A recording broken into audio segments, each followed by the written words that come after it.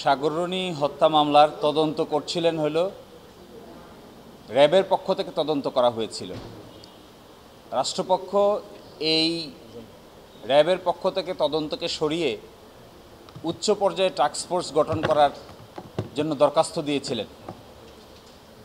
যৌথভাবে শুনানির পরে আজকে মাননীয় হাইকোর্ট বিভাগ এই আদেশ দিলেন যে র্যাবের কাছ থেকে তদন্ত প্রক্রিয়াটা সরিয়ে হোম মিনিস্ট্রির অধীন, স্বরাষ্ট্র মন্ত্রণালয়ের অধীনে উচ্চ পর্যায়ের টাস্ক ফোর্স গঠন করা হবে এবং সেখানে অভিজ্ঞ তদন্তকারী কর্মকর্তাদের সমন্বয়ে আগামী 6 মাসের মধ্যে তদন্ত সম্পন্ন করে 6 এপ্রিলের মধ্যে উচ্চ আদালতে অর্থাৎ হাইকোর্ট বিভাগে এই তদন্ত রিপোর্ট সাবমিট করতে হবে। এই দরখাস্তের মাধ্যমে এখন আর র্যাপিড অ্যাকশন ব্যাটালিয়ন বা র্যাব তদন্ত করতে পারবে না। তদন্ত করবে আদেশটি পাওয়ার পরে মিনিস্ট্রি অফ হোমের পক্ষ থেকে উচ্চ পর্যায়ের একটি টাস্ক ফোর্স কমিটি এবং তারা অভিজ্ঞ কর্মকর্তাদের সমন্বয়ে গঠিত হবেন।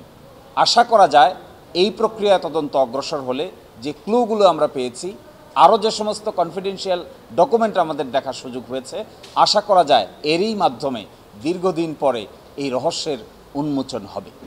আমার অবস্থান হলো র্যাব থেকে পিবিআই টাস্ক ফোর্স মানে হলো এখানে পিবিআইও থাকতে পারবে, আরও অন্যান্য গুরুত্বপূর্ণ ব্যক্তিবর্গ থাকতে পারবেন, এটিই টাস্ক ফোর্স। এই জন্য আমরা চাই পিবিআইও থাকুক, আরও অন্যান্য যে গুরুত্বপূর্ণ ব্যক্তিবর্গ যাদের অভিজ্ঞতা আছে সিআইডি থাকুক এবং আরও সরকারের যে সমস্ত এজেন্সি আছে তারাও থাকুক, সম্মিলিতভাবে টাস্ক ফোর্স গঠন হোক, তাহলেই ইনভেস্টিগেশনটা ক্রেডিবল হবে। আমার অবস্থান হলো অবশ্যই আমি আজকের আদেশকে স্বাগত জানাই। হ্যাঁ, টাস্ক ফোর্স হওয়ার মধ্য দিয়ে যে তদন্ত হবে এটি কম্প্রিহেন্সিভ হবে, স্ট্রং হবে এবং এভিডেন্স কালেক্ট করতে অপেক্ষাকৃত কম সময় লাগবে। আর একক ব্যক্তিবর্গের মাধ্যমে যদি তদন্ত করা হয় তাহলে দীর্ঘ সময় লাগে, এটিই স্বাভাবিক। এই জন্য টাস্ক ফোর্স হওয়াটাকে আমরা আমাদের পক্ষ থেকে ওয়েলকাম করছি। হ্যাঁ, কোর্ট সেটিকে পজিটিভলি নিয়েছেন।